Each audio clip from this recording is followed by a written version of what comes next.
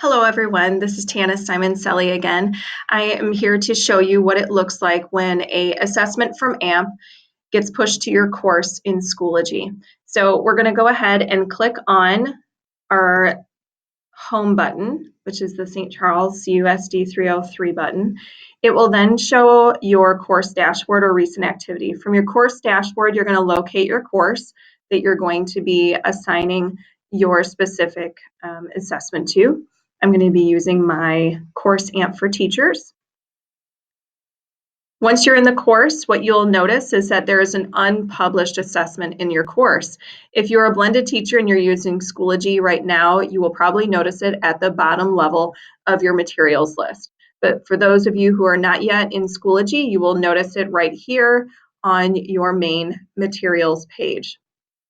You're going to click on the assessment name. In this case, it's Thanksgiving Quiz. And this will open up your assessment settings. We're going to click on Assessment Details. And the reason for this is because we want to locate the total points that we have for this assessment. This is important because the next screen that we go to, we're going to be filling out that point total in one of the boxes. But don't worry, once you have this next step, you'll also be able to see it again. I'm going to click on Actions and then Edit. So what you will notice is that the Thanksgiving Quiz file name is not going to be editable. So you will make sure that if there is a spelling that is incorrect on one of your finals that you let district know that as soon as possible. In this case, we're going to do a Thanksgiving quiz. Let's go ahead and set up all of our settings so then that way we can roll out this practice assessment for students. For the due date, we're going to choose either the 22nd, Thanksgiving, of which that is your choice. And over here, we're going to do that point total right here, as I was telling you about, and 8 goes in there for the total points. And like I said, over here, it's just a little bit lighter, but you'd still be able to see it if you forgot.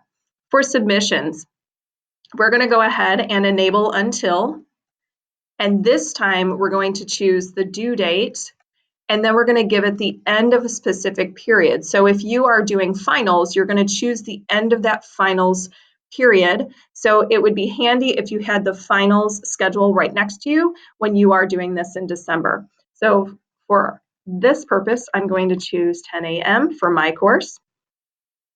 And then I'm going to choose enable for password.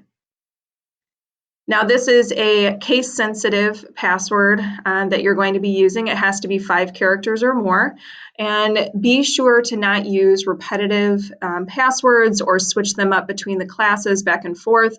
Please use a new password every single time. So Dave mentioned to us grabbing a book off your shelf, opening it up, and just putting your finger down and using that word for your students. So I'm going to use library in this instance.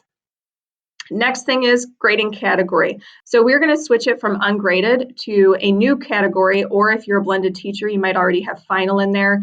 We're all going to type in the word final if you don't have that. The next thing we're going to do is adjust the grading period. You're actually going to choose Q2 for your grading period. I'm just using this for my purpose. And then down here for numeric, you're just going to keep that the same. And then last but not least, our options to publish and unpublish. You're going to take that hollowed circle and you're going to color it in green because it's published. Now you might be wondering, will my students be able to get in and take that because now the submissions are enabled? Well, what they will see is the student side will be able to see that there is a due date for the specific assessment, but they won't be able to go in and take the test until you give them that password. So I'm going to click on Save Changes.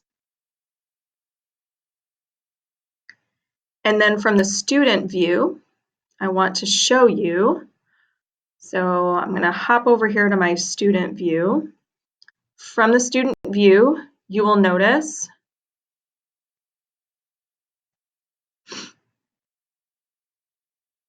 that in their course, if I click on the student view as a teacher, I can see that the due date is there for the 22nd. If I click in to take it as a student, they try to take it. Once they start attempt, it will ask them for a password, and then they would have to put in the password in order to get started on it.